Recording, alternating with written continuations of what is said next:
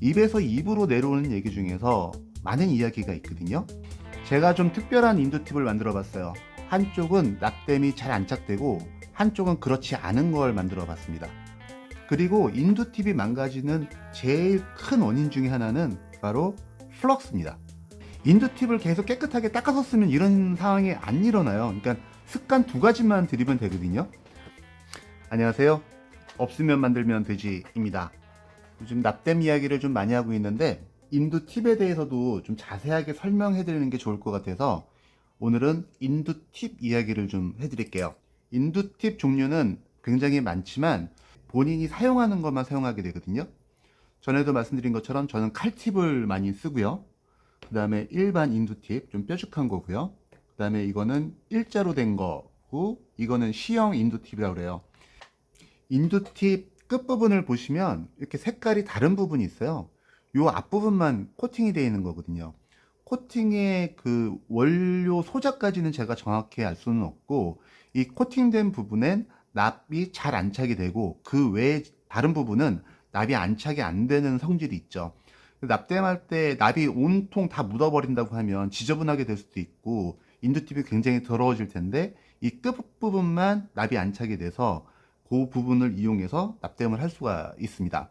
그 다음에 일반 인두팁은 아주 세밀한 소자들이 있어요. 이렇게 뭐 고기만 집중적으로 땜질을 해야 될 때 이제 쓰는 인두팁이고요. 이 칼팁 같은 경우는 굉장히 유리하죠. 부분적으로 아주 예민한 부분도 땜질할 수 있고 면적이 넓은 부분도 이렇게 땜질을 할 수가 있거든요. 단점으로는 넓은 부분을 땜질할 때 이 각도를 눕혀야 된다는 거예요. 하지만 이제 이런 일자 인두팁 같은 경우는 그 직각으로도 넓은 부분을 이렇게 땜질할 수 있거든요. 어딘가 땜질하려고 이렇게 했는데 어떤 소자가 옆에서 가린다라고 했을 때 이 칼팁 같은 경우는 눕혀서 땜질하면 이 소자가 다칠 수가 있잖아요. 근데 이 일자 같은 경우는 그냥 직각이기 때문에 이렇게 넓은 부분을 한 번에 땜질할 수 있습니다. 이 C형 인두팁은 면적이 좀 넓은 부분에 순간적으로 열을 많이 전달해 줄 때 쓰거든요. 납땜을 많이 하신 분들은 아마 정겨울 거예요. 하코 C형 인두 팁이거든요. 이게 보통 배터리 납땜할 때 많이 썼던 인두 팁이에요. 이 정도면은 사실 땜질 하시는 분들 조금만 써보시면 바로 이해하는 부분이니까 더 설명 안 드려도 될 것 같고, 오늘 좀 집중적으로 말씀드리고 싶은 건 이 코팅이에요. 근데 이 코팅이 굉장히 오래 가요. 이 코팅이 안 망가지는데 많은 분들이 코팅제를 사셔가지고 계속 코팅해서 쓰시더라고요. 그 코팅제가 냄새도 역하지만 그 코팅제 가스를 마신 날은 정말 몸이 힘들어요. 그래서 코팅제를 한 10년 전쯤에 다 갖다 버려버렸어요. 그래서 코팅제는 저는 없습니다. 건강에 굉장히 안 좋을 텐데라고 저는 이렇게 계속 생각을 하거든요. 그래서 아마 이 영상을 만들게 된 것 같습니다. 입에서 입으로 내려오는 얘기 중에서 많은 이야기가 있거든요. 뭐 납땜이 끝나고 나면 납을 매겨놔라. 그다음에 물 젖은 스폰지에 인두팁을 닦지 마라. 그래서 오늘 이 두 가지는 좀 실험을 하고 넘어가려고 해요. 테스트 준비를 마쳤습니다.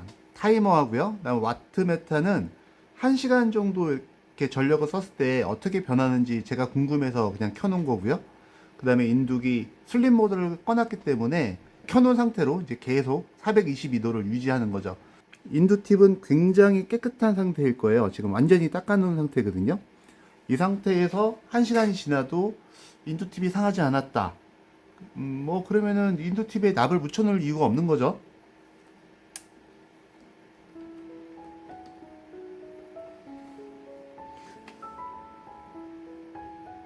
온도 참 빠르게 올라갑니다.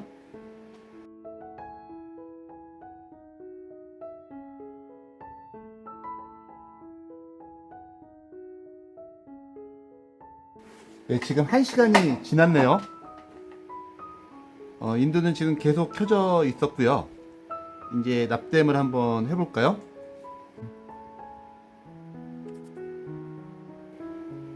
납은 똑같이 잘 붙고요.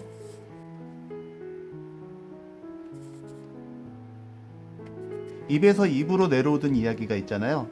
인두 팁에 납을 꼭 묻혀놔야 된다는 그 이야기요. 결론은 납을 묻혀놓지 않는 상태로 이렇게 보관을 해도 크게 문제 없다.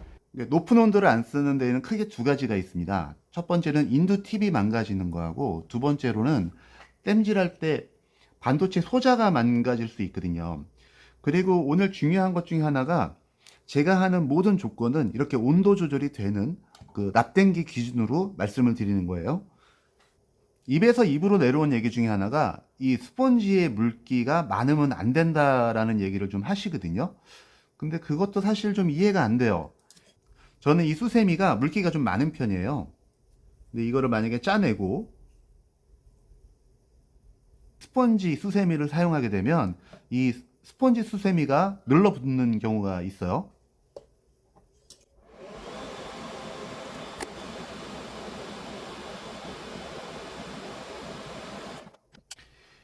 지금 이 끝부분이 이제 말라가죠. 이제 이렇게 말라가면서 이 부분이 이렇게 딸려오거든요. 이 찢어지고 눌러앉고. 그래서 물기를 짜내서 물기를 많이 쓰지 말라는 이야기는 제가 생각하기에는 아주 옛날 이야기인 것 같아요. 이런 옛날 인두기들 같은 경우는 온도 센서가 없어요. 그래서 50W면 계속 50W를 쓰는 거고, 이런 인두기들이 힘들게 온도를 올려놨는데 왜 물이 많은 이런 수세미의 온도를 낮추느냐라는 이야기가 와전돼서 이렇게 변하지 않았나? 라는 생각이 들어요. 물기 많은 스펀지에 인두팁을 닦아서 망가진 적이 없거든요. 도대체 그 얘기는 누가 만들어냈고 어떤 근거에 그 얘기가 나왔는지 모르겠어요. 그리고 제가 철수세미를 안 쓰는 이유는 이 철수세미의 납을 계속 닦다 보면은 굉장히 많이 떡이 져요. 그래서 나중에 이게 털어내기도 어렵고 굉장히 좀 이렇게 쓰기가 불편해지는 상황이 만들어지거든요. 그래서 그거 한번 보여드릴게요.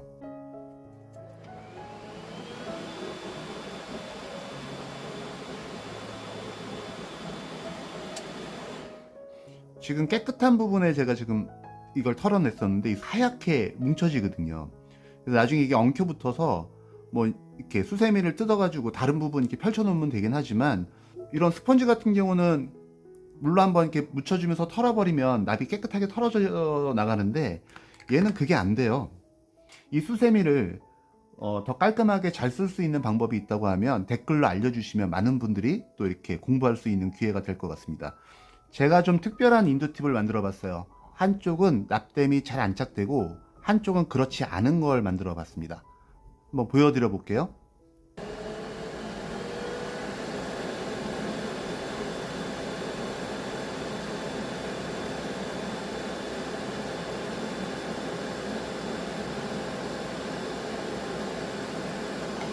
지금 보신 것처럼 한쪽으로는 납이 잘 올라가는데 한쪽은 안 올라가는 이유가, 한쪽은 코팅을 아예 제가 깎아버린 거고요. 그 반대쪽은 코팅을 해놓은 거예요. 제가 코팅하는 방법을 좀 보여드릴게요.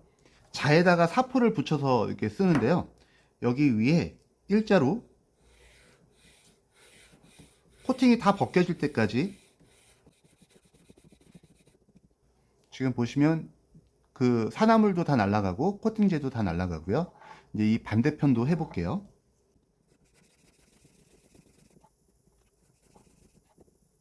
여기에 제가 코팅을 한번 해보겠습니다. 이 열을 가하게 되면 이 샌딩한 부분이 이렇게 색깔이 변하면서 산화되거든요. 그 산화되기 전에 그 부분에 납이 먼저 녹으면서 코팅을 하는 거예요. 자, 그럼 한번 해보겠습니다. 인두기 켰고요. 422도 세팅입니다.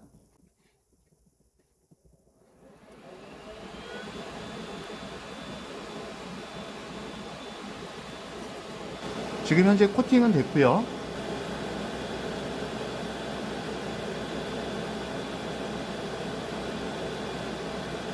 얼룩지는 데 없이 전체적으로 납이 잘 안착됐고요. 반대쪽도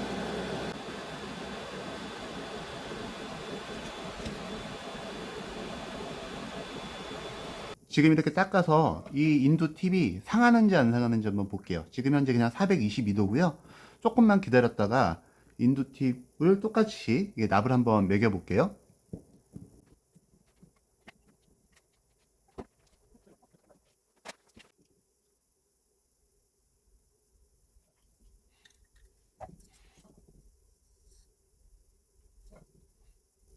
아우 연기. 지금 보시는 것처럼 또 멀쩡하죠? 반대쪽도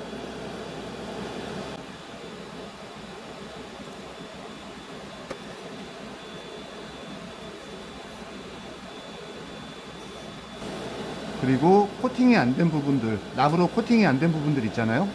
이런 부분들은 당연히 납이 올라타지 않아요. 그리고 지금 납으로 코팅한 부분만 이렇게 납이 올라타죠. 제가 코팅한 인두팁이 기존에 코팅되어 있는 인두팁보다 좋다라고 말할 수는 없을 거예요. 근데 오늘 제가 하고 싶은 얘기는 뭐냐면요, 인두팁을 제대로만 쓰면 코팅할 일이 없어요. 그냥 인두팁을 깨끗하게만 쓰시면 되거든요. 그리고 인두팁이 망가지는 제일 큰 원인 중에 하나는 바로 플럭스입니다. 플럭스를 좀 적게 쓰시면 그런 일이 없는데, 플럭스를 이제 과하게 쓰시는 분들이 인두팁이 잘 망가지거든요. 그래서 오늘은 또 플럭스 때문에 인두팁이 이렇게 상하는 것도 한번 보여드리겠습니다. 인두팁은 지금 제가 코팅한 거 말고 그냥 원래 돼 있던, 이거 쓴 지 얼마 안 된 건데 색깔이 좀 바랬네요. 이제 열을 받다 보니까. 여기에 플럭스를 좀 이렇게 올려놓고 장시간 한번 둬 볼게요. 인두팁이 어떻게 변하는지 같이 한번 보겠습니다. 냄새가 많이 나서 하기 싫은 일인데 그래도 한번 해볼게요.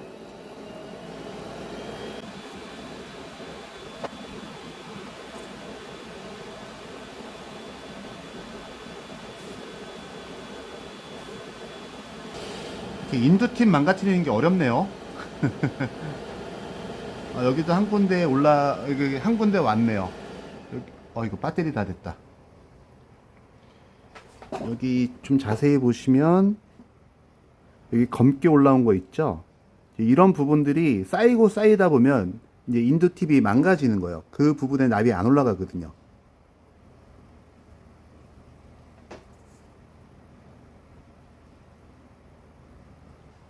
이제 이 슬러지가 지금 현재 두께도 얇고 크기가 작아서 별로 이렇게 티가 안 나는 건데, 이런 부분들이 점점 커지게 만들어지는 거예요.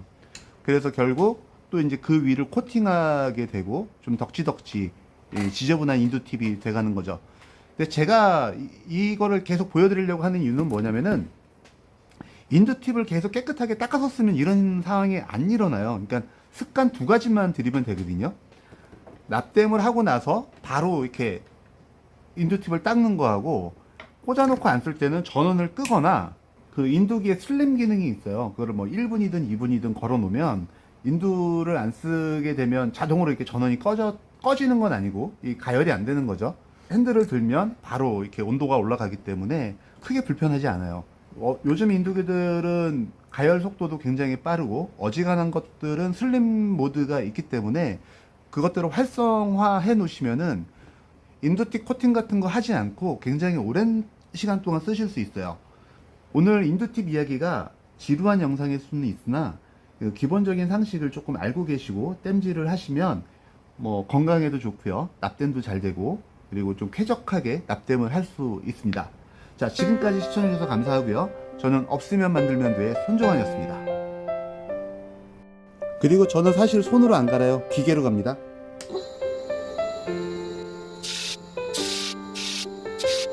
없으면 만들면 되지. 갈았더니 여기 동이 나오기 시작했어요. 이 동 부분은 코팅이 안 되기 때문에 이 인두기는 아마 이걸로 수명을 다한 것 같아요. 그리고 제가 이렇게 동이 나올 때까지 간 적이 없는데 몇 번 계속 갈다 보니까 이렇게 망가졌습니다. 동 부분이 코팅이 되는지 안 되는지 갑자기 또 궁금하네. 안 되는 걸로 알고 있는데 한번 여기 코팅 해볼게요.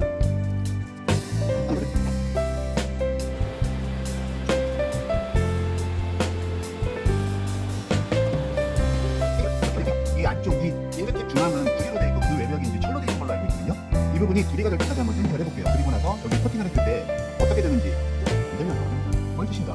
우리 또 궁금한 건 못 참죠.